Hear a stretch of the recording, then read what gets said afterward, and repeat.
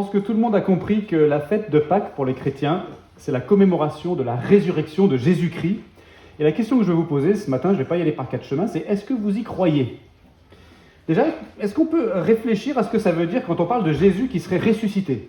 En soi, c'est très simple. Ça veut dire que ce personnage historique qu'on appelle Jésus-Christ, il est mort un jour, et puis un peu plus tard, il est redevenu vivant. Il est mort, c'est-à-dire que son cœur s'est arrêté de battre, il a arrêté de respirer, son cerveau s'est arrêté de fonctionner, il n'y avait plus d'oxygénation du sang, plus d'irrigation des membres, le corps s'est refroidi et le processus naturel de décomposition a même commencé. Il est mort. Et ensuite, un peu plus tard, le 3e jour après sa mort, pour être exact, d'après les chrétiens en tout cas, Jésus-Christ serait redevenu vivant. Son corps a repris vie. Et les chrétiens, ils affirment ça depuis 2000 ans. C'est dans le credo que beaucoup d'entre nous connaissons, ce truc qu'on récite souvent quand on est chrétien, je crois en Dieu, le Père Tout-Puissant, etc. Puis un peu plus loin, Jésus-Christ a été crucifié sous Ponce Pilate, il est mort, il a été enseveli, il est descendu au séjour des morts ou aux enfers selon les versions, et le 3e jour, il est ressuscité des morts. C'est pas banal. En fait, c'est tout à fait invraisemblable, pour être honnête. Vous avez déjà vu un mort redevenir vivant, vous ? Moi, jamais. Alors certes, parfois on entend parler de gens qui font ce qu'on appelle une expérience de mort imminente. On a des témoignages de gens qui, pendant quelques minutes, ils avaient peut-être plus de pouls, ils respiraient plus, mais ils ont quand même pu être réanimés après un petit moment, et ils décrivent des choses bizarres, comme l'impression d'être sortis de leur corps, d'être dans un tunnel avec une lumière au bout, et pour certains même l'impression d'être super bien et en paix, tandis que pour d'autres c'est le contraire, c'était plutôt l'impression d'être super mal et en danger. Mais peu importe ce qu'on pense de ces témoignages, le moins qu'on puisse dire, c'est qu'on ne parle pas ici de gens qui sont morts, refroidis, ensevelis, et puis qui sont ensuite redevenus vivants le 3e jour. Alors je repose ma question, est-ce que vous croyez que Jésus est réellement ressuscité des morts, franchement ? Est-ce que vous avez déjà réfléchi à la question ? Et surtout, est-ce que vous vous rendez compte de ce qui est en jeu derrière cette question ? Moi, je suis prêt à parier que si vous y croyez pas, c'est pas parce que vous avez déjà pris le temps de vraiment étudier la question, mais plutôt parce que ça vous semble a priori tellement absurde comme idée que vous l'avez balayé vite fait sans jamais vraiment accorder de crédit à cette hypothèse. À l'inverse, peut-être que vous êtes un chrétien et que vous y croyez, mais sans jamais vraiment avoir réfléchi à la question non plus. Et ce matin, je voudrais surtout nous inciter tous à vraiment consacrer à cette question le sérieux qu'elle mérite. Parce que mine de rien, c'est une question qui a des répercussions existentielles de la plus haute importance. Alors dans un petit instant, on va lire un passage de la Bible qui affirme très explicitement, comme vous allez le voir, que Jésus serait bel et bien ressuscité des morts. Mais avant d'y venir et avant de se demander si on peut ou si on devrait y croire, réfléchissons à ce que ça voudrait dire si c'était vrai. Et je voudrais juste soulever 3 choses très simples, mais très importantes. D'abord, si Jésus est vraiment ressuscité, ça voudrait dire que notre univers n'est pas régi seulement par les lois de la nature. Ça contredirait ce qu'on appelle le naturalisme philosophique. Qu'est-ce que c'est que ça ? Normalement, scientifiquement, matériellement, médicalement, naturellement, un mort, ça ne revient pas à la vie. Ce n'est pas possible selon les lois de la nature. Donc si c'est vraiment arrivé au moins une fois, alors ça voudrait dire qu'il existe autre chose à l'œuvre dans l'univers que seulement les lois de la nature, vous comprenez ? Le monde ne serait pas seulement matériel, et il ne serait pas seulement ordonné par des mécanismes naturels, c'est la première chose. Deuxièmement, si Jésus est vraiment ressuscité, ça ôterait à la mort son caractère définitif dans notre condition humaine. C'est-à-dire que jusqu'à preuve du contraire, on dirait bien que la mort c'est la fin de notre existence, non ? C'est d'ailleurs ça qui explique pourquoi beaucoup de gens ils se disent que la vie finalement c'est absurde, métro, boulot, dodo, tombeau.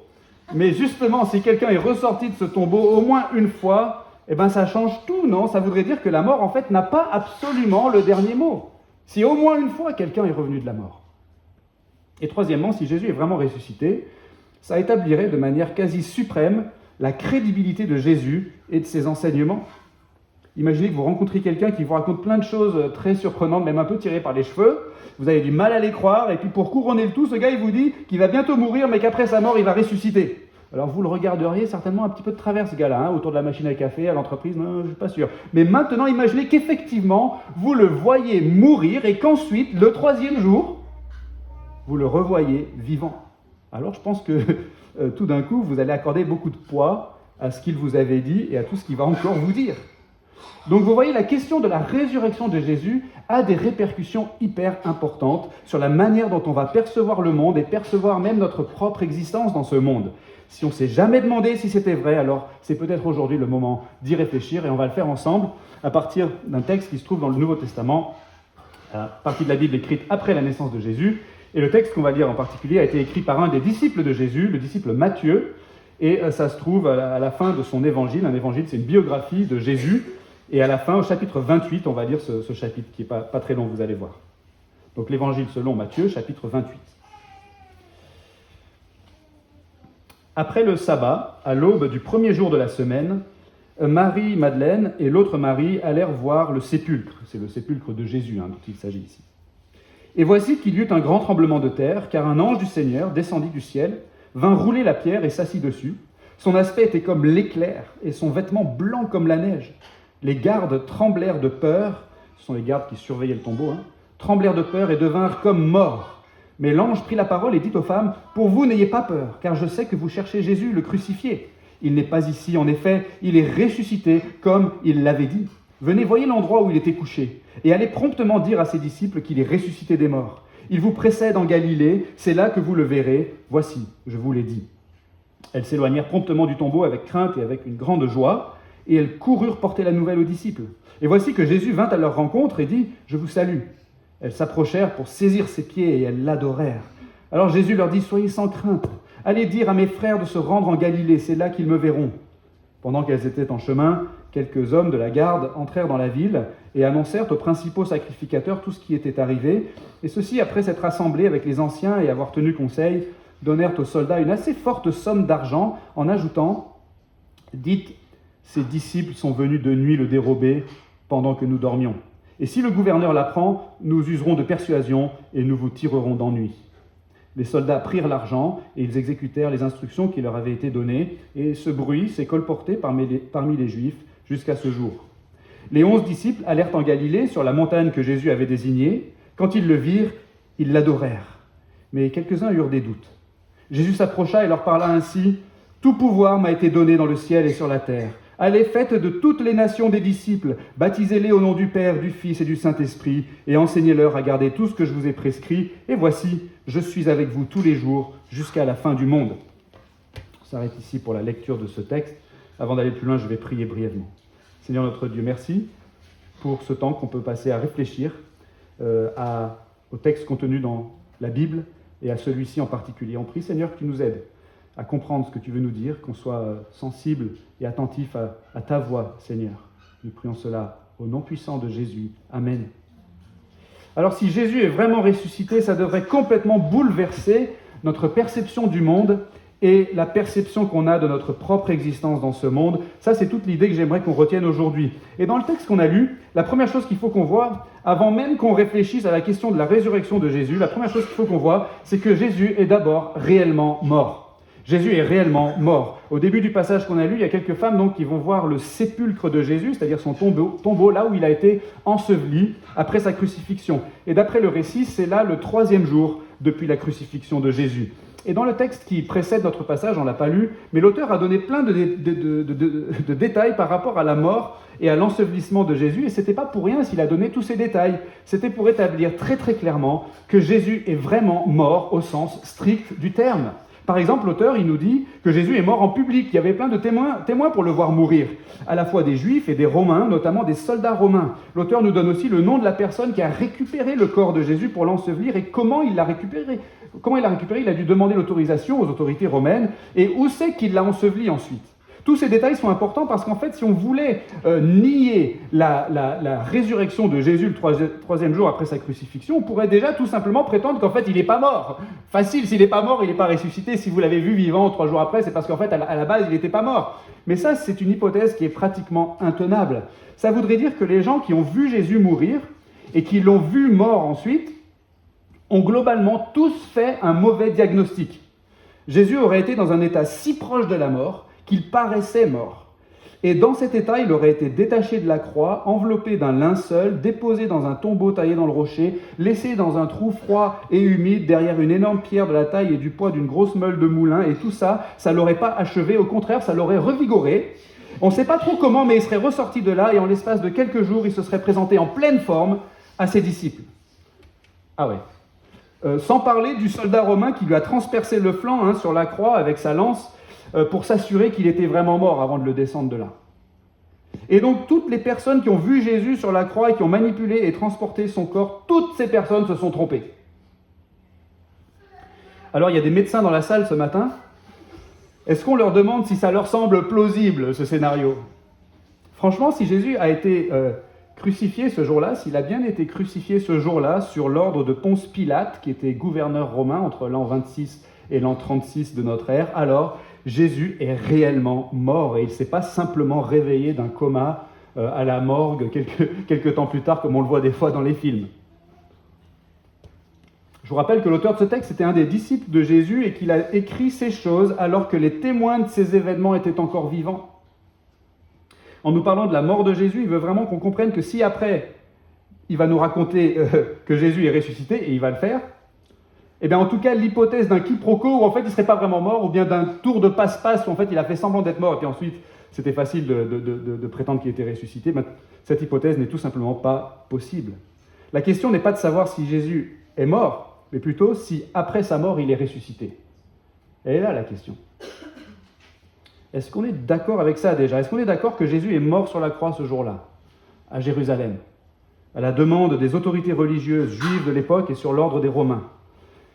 Comme l'atteste d'ailleurs un historien de l'Antiquité, qui était lui-même pas chrétien, mais juif, qui s'appelait Flavius Joseph, donc ce n'était pas un disciple de Jésus, ce n'était pas un ami des chrétiens, et qui a lui-même vécu au 1er siècle, et c'était donc à une grande proximité historique de ces événements, et dans son livre d'histoire, intitulé « Antiquité judaïque », il parle d'un homme sage qui s'appelait Jésus, qui a entraîné beaucoup de juifs et de grecs, qu'on disait être le Christ, et il ajoute, je cite, « Sur la dénonciation des notables de notre nation, Pilate le condamna à la croix. Mais ceux qui l'avaient aimé au début ne cessèrent pas de l'aimer. Encore aujourd'hui subsiste la secte qui a reçu le nom de chrétien d'après lui. » Alors vous voyez, ce premier point, c'est pas le plus compliqué. Jésus est réellement mort. D'ailleurs, même si vous ne croyez pas aux circonstances de sa mort qui nous sont rapportées dans les évangiles et qui sont quand même très très bien attestées historiquement, si vous croyez que Jésus, au moins, a existé, alors vous devez bien croire au moins qu'il est mort un jour, quelque part. Et c'est ce qui nous amène au deuxième point. Deuxièmement, son corps est introuvable. Son corps est introuvable. Alors oui, bien sûr, le corps de Jésus est introuvable aujourd'hui, comme le corps de millions de gens connus ou inconnus, qui sont morts au fil des siècles et qui ont eu tout le temps de retourner à la poussière. Non, ce qui doit nous frapper, c'est pas que le corps de Jésus soit introuvable aujourd'hui, mais qu'il soit introuvable 3 jours après sa mort, et pendant les semaines et les mois qui ont suivi, quand ça aurait été vraiment commode pour certaines personnes de pouvoir le produire, ce corps, à ce moment-là. En fait, ce qui est frappant dans ce qui s'est passé à cette époque, c'est non seulement que personne n'a contesté que Jésus était réellement mort, comme on l'a vu, mais ensuite que personne n'a contesté que 3 jours plus tard, son corps n'était plus dans le tombeau où il avait été déposé. Personne n'a contesté ça. Donc reprenons un petit peu le contexte.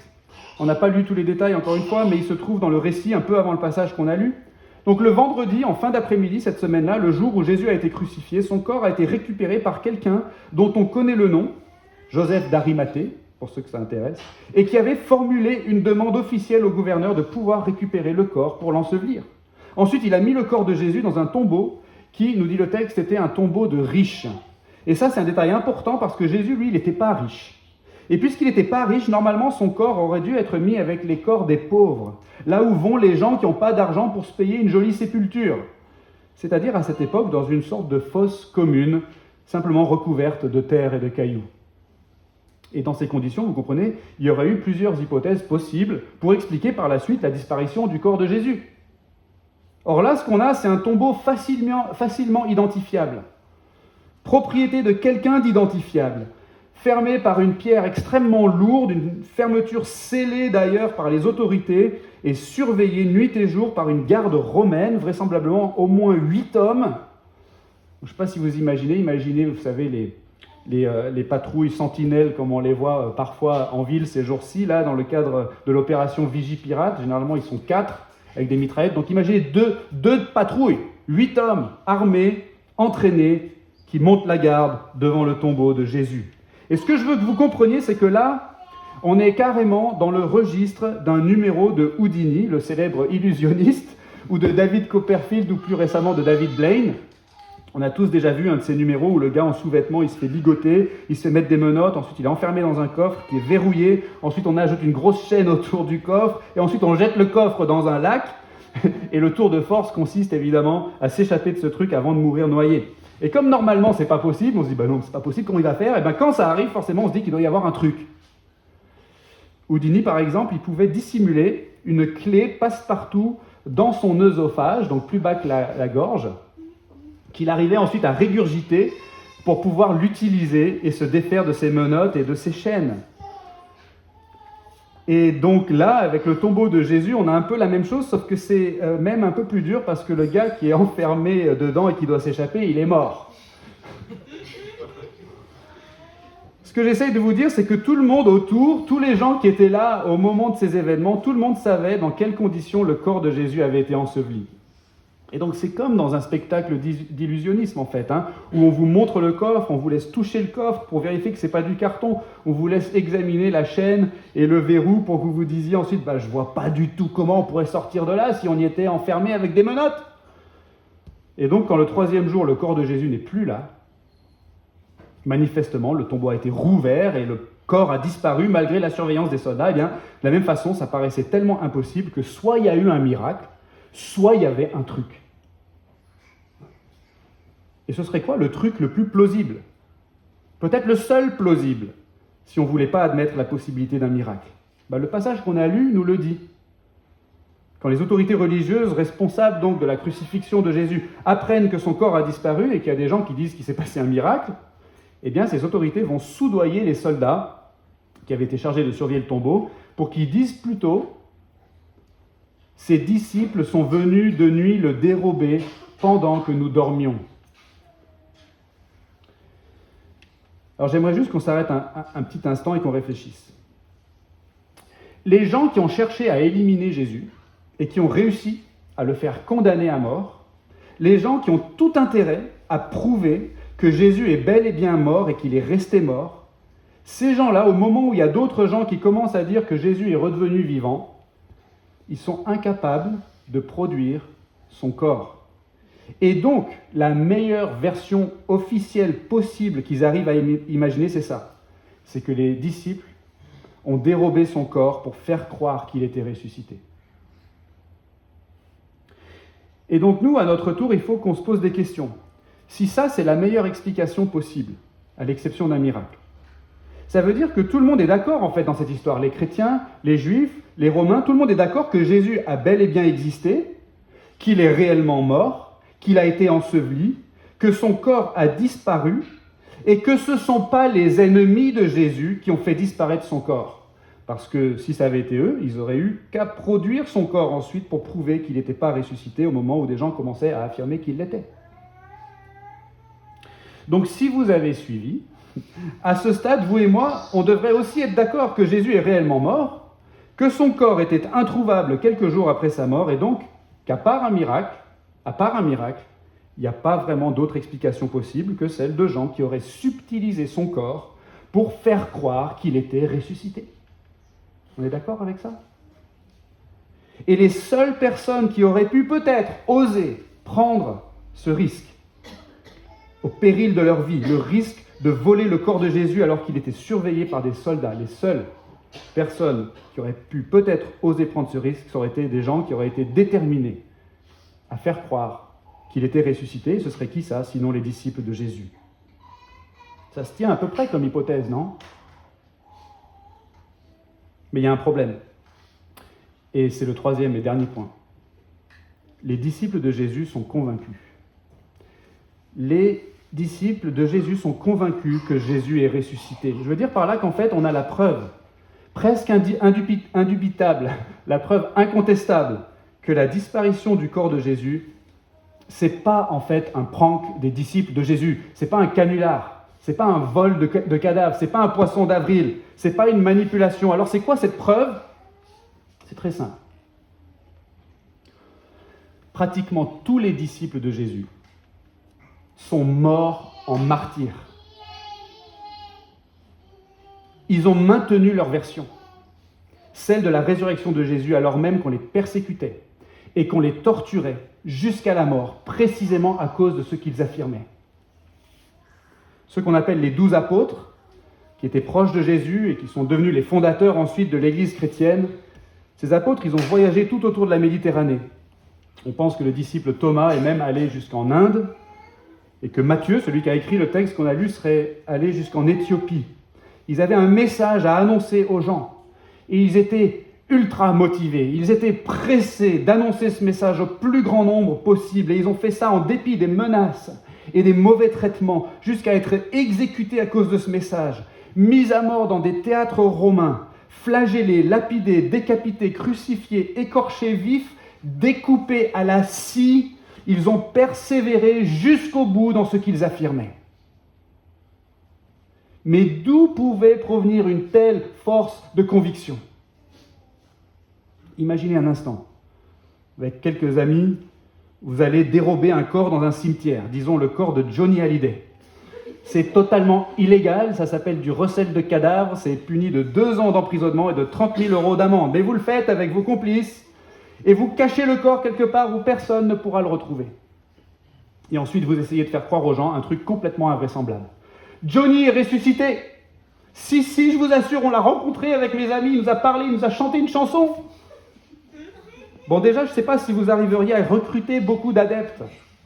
Mais peut-être que oui, si vraiment, avec vos amis, vous étiez de très très bons acteurs, qui arriviez à persuader les gens de votre bonne foi. C'est possible que vous arriviez à en persuader quelques-uns.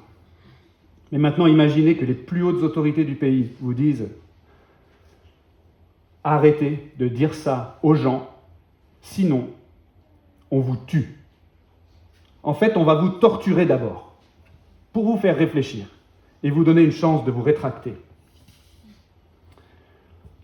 Mais dans quel univers est-ce que vous accepteriez d'être torturé et exécuté pour un truc que vous savez être un mensonge et qui ne vous profite absolument en rien?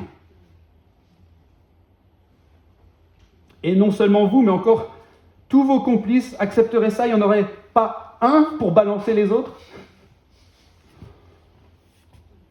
Et ça, donc, c'est un vrai problème pour la thèse du vol du corps de Jésus par ses disciples. Mais comme on l'a vu, c'était la seule thèse qui tenait un petit peu la route si on ne voulait pas admettre la possibilité d'un miracle. D'ailleurs, ce qui est intéressant, c'est qu'au moment où cette version officielle est formulée par les autorités, ils se disent « ouais, ça va passer ». Bon, on pense que ça va passer parce que, en fait, la sincérité des disciples de Jésus n'avait pas encore été prouvée devant ces autorités, puisqu'on est juste après la prétendue résurrection de Jésus et que les disciples n'ont pas encore commencé à témoigner de cette résurrection auprès de la population. Ils auraient peut-être été obligés de trouver une autre histoire à raconter après avoir vu la sincérité des disciples comme elle a été déployée par la suite. Mais rendez-vous compte, la force de conviction de ces disciples. Finalement, elle a été telle que non seulement ils ont donné leur vie pour ce témoignage, mais en plus, leur conviction a été contagieuse et elle s'est répandue dans tout l'Empire romain, malgré la contradiction et l'opposition et des persécutions horribles. Ça s'est propagé même jusqu'ici, à Lyon, ou devrais-je dire à Lugdunum, où dès le IIe siècle, des chrétiens étaient exécutés par les Romains pour leur foi. Aujourd'hui, environ 2,6 milliards de personnes dans le monde se disent chrétiennes, soit 1/3 de la population mondiale, alors que le christianisme continue d'être aussi la religion la plus persécutée dans le monde. Tout ça pour un canular. Et si finalement la version la plus plausible et de loin, c'était ce qui nous est rapporté dans le texte qu'on a lu, les soldats qui surveillaient le tombeau ont tremblé de peur devant le déploiement d'une puissance surnaturelle qui a rouvert le tombeau. Et devant cet être surnaturel, quelque peu mystérieux, appelé un ange dans notre texte, qui a pris la parole et qui a annoncé aux femmes que Jésus était ressuscité. Et si Jésus effectivement était ressuscité, et s'il avait repris vie sous l'effet d'un acte surnaturel de Dieu, bref, par miracle quoi, s'il y a un Dieu, est-ce que vous pensez que ce serait au-dessus de ses forces? Et si Jésus, vivant de nouveau, était ensuite allé à la rencontre de ces femmes, et ensuite à la rencontre de ses disciples, et si eux-mêmes, en le voyant vivant après sa crucifixion et après son ensevelissement, avaient été si bouleversés qu'ils en étaient tombés par terre à ses pieds? Et si Jésus, en fait, leur avait dit à ce moment-là, « Tout pouvoir m'a été donné dans le ciel et sur la terre. Allez, faites de toutes les nations des disciples, baptisez-les au nom du Père, du Fils et du Saint-Esprit, et enseignez-leur à garder tout ce que je vous ai prescrit. Et voici, je suis avec vous tous les jours jusqu'à la fin du monde. » Peut-être que c'est pour ça que les disciples ont fait ça, précisément, jusqu'à la fin de leur vie. En dépit de toutes les menaces, tous les dangers, toutes les persécutions, jusqu'à ce que vous et moi, 2000 ans plus tard, on se trouve ici ce matin, à Lugdunum, non pas dans un théâtre romain, mais au théâtre de Lulu, pour célébrer, en ce dimanche de Pâques, cet événement qui a tout changé. Est-ce que vous y croyez? Est-ce que vous y croyez? Est-il possible que notre univers ne soit pas régi seulement par les lois de la nature? Est-il possible que la mort ne soit pas définitive dans notre condition humaine? Est-il possible que rien ne soit plus crédible, en fait, que la personne de Jésus et donc tous ses enseignements, puisque lui a démontré sa crédibilité en accomplissant l'exploit suprême, il est revenu de la mort. Le prophète Mahomet, Bouddha, Confucius et tous les autres prophètes ou conducteurs religieux, les sages et les philosophes, les personnalités politiques, les artistes, les influenceurs qui ont existé dans l'histoire sont tous morts, et ils sont restés morts. Mais Jésus, il paraît qu'il est ressuscité. Et si c'est vrai, on devrait lui accorder plus d'attention qu'à tous les autres réunis. Est-ce que vous y croyez? Ou bien est-ce que c'est quelque chose que vous allez juste balayer vite fait sans vraiment prendre le temps d'y réfléchir? Alors avant de terminer, voici au moins 2 choses que Jésus a enseignées, qui devrait retenir toute notre attention et qu'on devrait prendre avec beaucoup de sérieux si Jésus est effectivement ressuscité. Premièrement, Jésus a dit un jour, « Moi, je suis la résurrection et la vie. Celui qui croit en moi vivra quand même il serait mort. » Deuxièmement, la veille de sa crucifixion, Jésus était assis à table avec ses disciples et voici ce qui s'est passé. Pendant qu'il mangeait, Jésus prit du pain et après avoir dit la bénédiction, il le rompit et le donna aux disciples en disant « Prenez, mangez, ceci est mon corps. » Il prit ensuite une coupe et après avoir rendu grâce, il la leur donna en disant « Buvez-en tous, car ceci est mon sang qui est répandu pour beaucoup pour le pardon des péchés. » Jésus était en train d'indiquer quelque chose d'extrêmement important, qui est en fait le message central de toute la Bible. C'est que les humains sont perdus sans Dieu et qu'ils ont besoin d'être réconciliés avec lui et que Jésus est venu précisément pour ça. Jésus lui-même a expliqué qu'il était venu non pour être servi, mais pour servir et donner sa vie en rançon pour beaucoup. Jésus a donné sa vie pour sauver tous ceux qui lui font confiance. Il n'y a rien d'autre à faire que croire. Il n'y a pas de prix à payer de notre côté, pas d'épreuve à passer, pas de mérite à faire valoir. Croire, ce n'est pas une performance physique, intellectuelle ou émotionnelle. Est-ce que c'est un effort pour vous de croire que le soleil existe, ou de croire que je m'appelle Alex, ou de croire que demain c'est lundi? Est-ce que le moment serait venu pour vous aujourd'hui de croire que Jésus est mort et ressuscité pour vous délivrer de la culpabilité, de la peur et de la honte, pour vous réconcilier pour toujours avec Dieu qui vous a créé et qui vous aime, et pour donner à votre âme enfin le repos que vous désirez tant? Celui qui croit en moi vivra quand même il serait mort. Et ce n'est pas rien comme promesse quand ça vient de quelqu'un qui a donné sa vie pour ça et qui ensuite est revenu de la mort, prouvant par là même qu'il avait la puissance d'accomplir ce qu'il a promis. Amen. Prions. Merci notre Dieu, notre Père, d'avoir envoyé ton Fils Jésus, qui a vécu parmi nous, pour nous, qui a souffert parmi nous, pour nous, qui est mort parmi nous, pour nous, et qui est ressuscité le 3e jour parmi nous et pour nous. Aide-nous à lui faire confiance. Aide ceux qui ont du mal. Aide-les à croire et à recevoir ce repos que tu leur destines en ton Fils Jésus-Christ. Et c'est en son nom que nous prions. Amen.